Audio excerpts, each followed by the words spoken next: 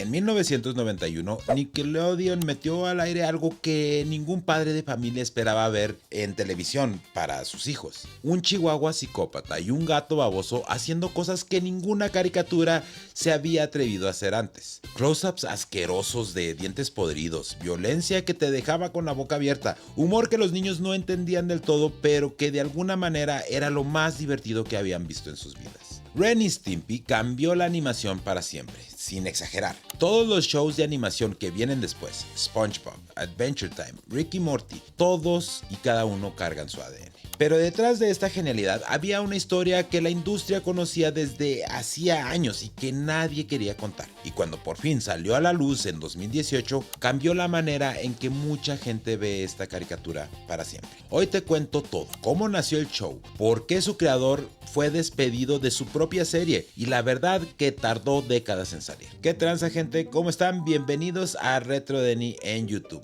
Si me siguen en TikTok ya saben cómo es la cosa por allá. Ahí te doy el gancho. Un par de minutos y listo. Pero aquí es donde nos metemos de verdad, sin prisas, sin límite de tiempo, con todo el contexto que esta historia se merece. Y la de hoy se merece mucho. Así que si es tu primera vez por acá, no olvides suscribirte al canal, darle like, picarle a la campanita, me ayudas un chingo. Y si ya me conoces, pues ya sabes qué hacer. Vámonos. Ahora, una nota antes de empezar. Vamos a hablar de hacia menores en la segunda parte del video. Lo voy a tratar con seriedad porque eso es lo que se merece. Nada de morbo, solo los hechos. Así es que, para entender por qué esta caricatura fue tan revolucionaria, hay que recordar cómo era la animación de los 80s y principios de los 90s. La mayoría de las caricaturas de esa época eran básicamente lo mismo. Personajes simpáticos, aventuras sin consecuencias, todo resuelto en 22 minutos y una lección moral al final. Los estudios grandes hacían todo igual porque así funcionaba el negocio. Nada de riesgos, nada de experimentar. La animación de televisión tenía un problema enorme. El presupuesto era tan apretado que los dibujos se veían tiesos, con muy poco movimiento real. Nada que ver con los viejos cartoons de Warner Brothers de los años 40, donde Tex Avery y Bob Campbell hacían cosas completamente locas con los personajes que se deformaban, se estiraban y explotaban de maneras que todavía se ven increíbles hasta el día de hoy. John Kricfalusi, John K para todos, llevaba años viendo eso y quería hacer algo al respecto. John K nació el 9 de septiembre de 1955 en Chicoutimi, espero haber dicho eso bien, Quebec, Canadá, y pues es canadiense, no es estadounidense, aunque básicamente toda su carrera la hizo en Los Ángeles. Desde joven estaba obsesionado con las caricaturas viejas de Warner Brothers, con el trabajo de los grandes animadores de la era dorada de Hollywood. Mientras todos en la industria avanzaban hacia la animación más simplificada y económica, John K iba en la dirección contraria. Quería recuperar el estilo exagerado, lleno de energía, donde cada cuadro importaba.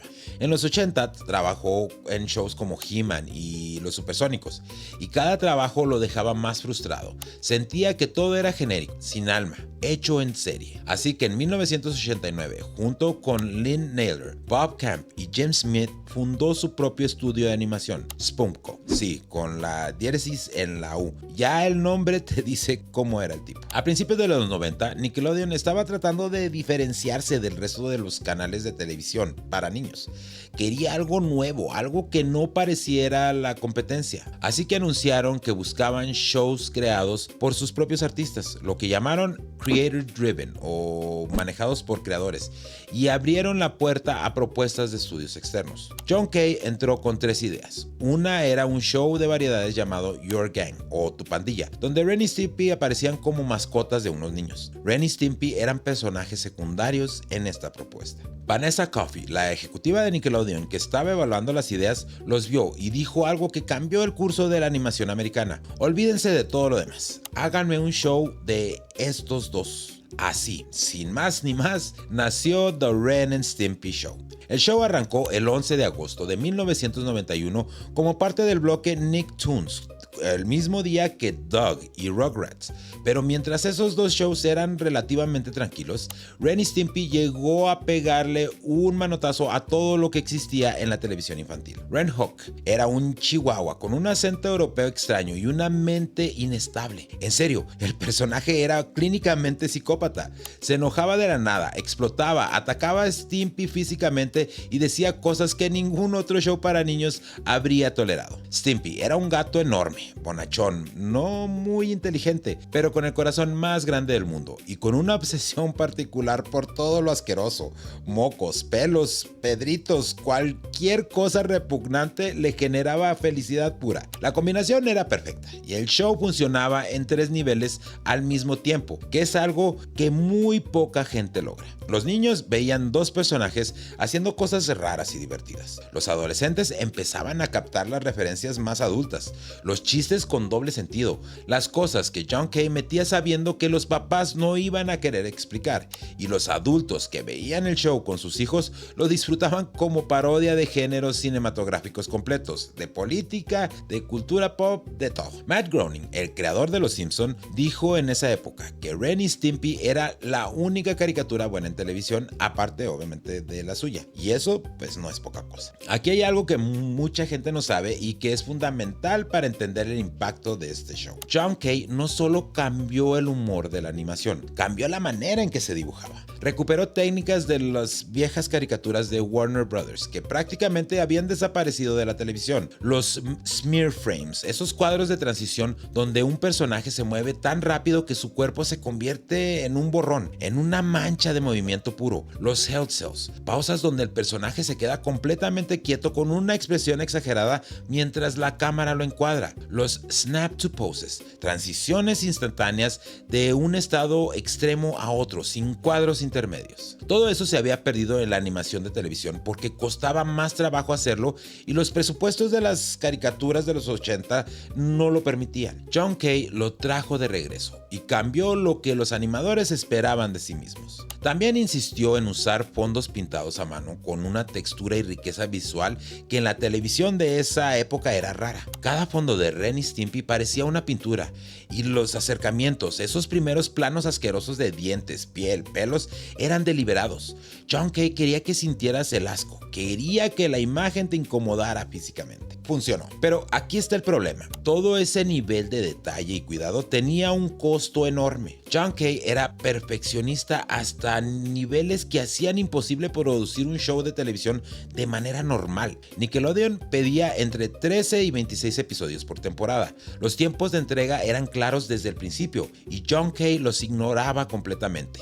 No era que no quisiera cumplir, era que para él la calidad era lo primero, sin importar nada más. Si un episodio necesitaba más tiempo, necesitaba más tiempo.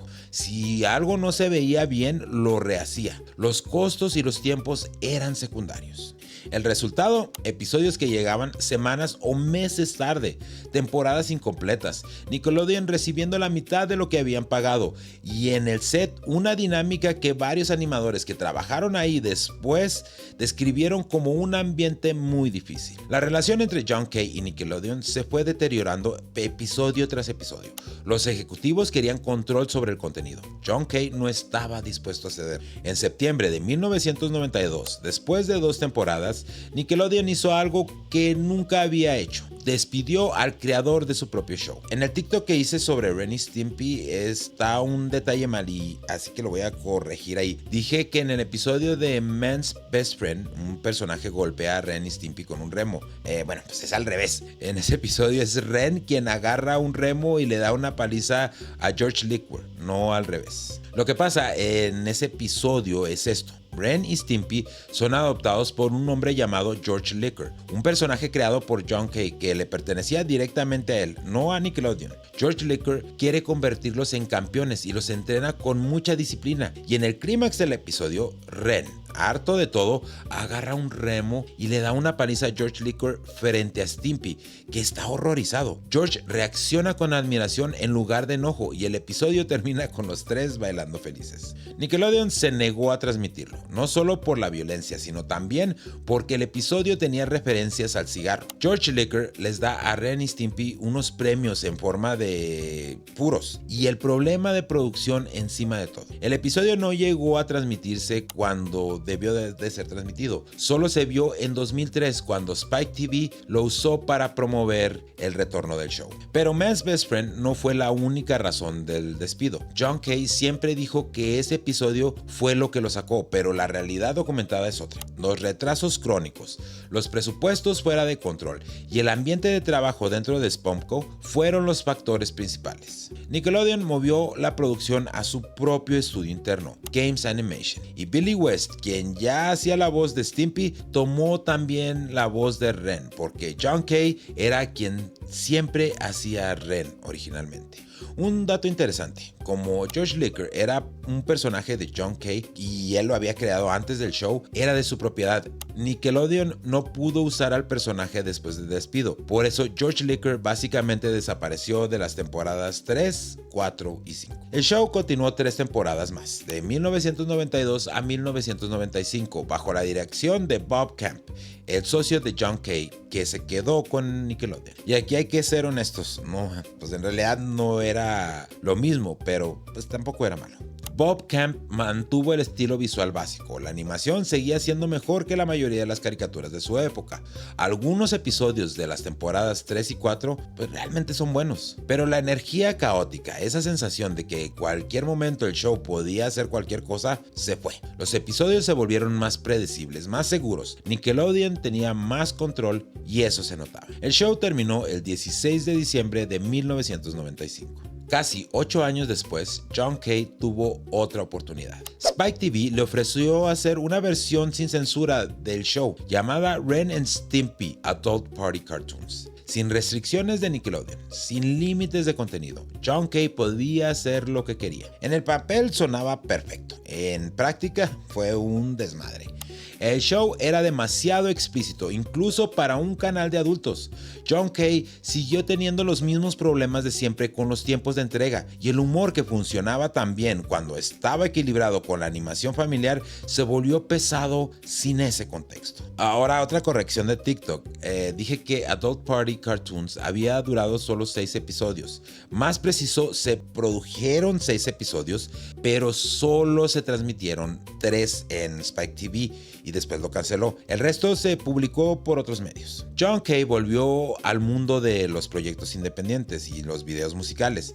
Había trabajado con Borg y con Tenacious D en esa época entre las dos series. Pero antes de hablar del tema más difícil hay que reconocer algo. El impacto de Ren y Stimpy en la animación fue y sigue siendo enorme. Steven Hillenburg, el creador de SpongeBob, fue fan del show y citó a Ren y Stimpy como una influencia directa. El humor de Bob Esponja, ese equilibrio entre lo absurdo, lo visual y lo emocional, tiene el ADN de John Kay por todas partes. Pendleton Ward, el creador de Adventure Time, también ha hablado de Ren y Stimpy como una referencia. La disposición de ese show de ir a lugares raros y oscuros sin disculparse viene de ahí. J.G. Quintel, el creador de Regular Show, Genndy Tartakovsky, el creador del laboratorio de Dexter y de Samurai Jack, la lista es larguísima. Y hay un dato que mucha gente no conecta. El estilo de animación que John Kay recuperó y popularizó en Ren y Stimpy es el mismo que después se volvió la base del trabajo de animadores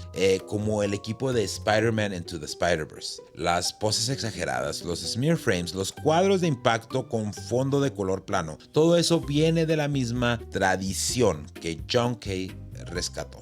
El show también fue el que abrió la puerta para que Nickelodeon experimentara más. Sin el éxito de Ren y Stimpy, quizás no hubiera existido la vida moderna de Rocko. quizás no hay la versión de Nickelodeon que todos conocemos en los 90. El 29 de marzo del 2018, BuzzFeed News publicó una investigación que dejó a la industria de la animación sin palabras. Dos mujeres, Robin Bird y Katie Rice, contaron sus experiencias con John Kay cuando eran menores de edad. Robin Bird tenía 13 años en 1994 cuando le mandó a John Kay un video hablando de sus dibujos y su sueño de trabajar en animación. Esperaba tal vez recibir algún consejo. Él respondió con una carta entusiasta y empezó a mandarle regalos, juguetes, materiales de dibujo. La ayudó a crear una cuenta de AOL para mantenerse en contacto. Para cuando Robin tenía 16 años, tenía una relación romántica. Antes de su último año de preparatoria, a los 17 años, John Kay la llevó a vivir con él a Los Ángeles como su novia. Eso era conocido entre los empleados de Spunko. No era un secreto, era una situación que todos veían y nadie cuestionaba abiertamente. Robin terminó dejando la animación completamente para alejarse de esa situación. En un correo que le mandó a BuzzFeed dijo: arruinó buena parte de mi infancia y mi adultez. Me dejó con estrés postraumático y me forzó a cambiar de carrera, poniendo mi vida 10 años o más por detrás de donde debería de estar. Katie Rice empezó a recibir cartas inapropiadas de John Kay cuando era menor. A los 18 años aceptó un trabajo en Spunko y ahí el acoso fue continuo. Rice también reveló haber encontrado material infantil inapropiado en la computadora de John Kay. Varios animadores que trabajaron en Spunko confirmaron a BuzzFeed que todo eso era un secreto abierto en la industria, que todos sabían, pero que nadie hacía nada. El propio abogado de John Kay lo confirmó a BuzzFeed. Dijo: por un breve tiempo, hace 25 años, él tuvo una novia de 16 años. Como si eso explicara o lo justificara. John Kay publicó una disculpa en Facebook donde culpó el trastorno bipolar a lo que llamó falta de control de impulsos. La disculpa fue ampliamente criticada por no reconocer el daño real que causó y por intentar redirigir la conversación hacia su propia salud mental. Su retrato fue removido de las oficinas de Nickelodeon. Los proyectos en los que estaba trabajando fueron cancelados.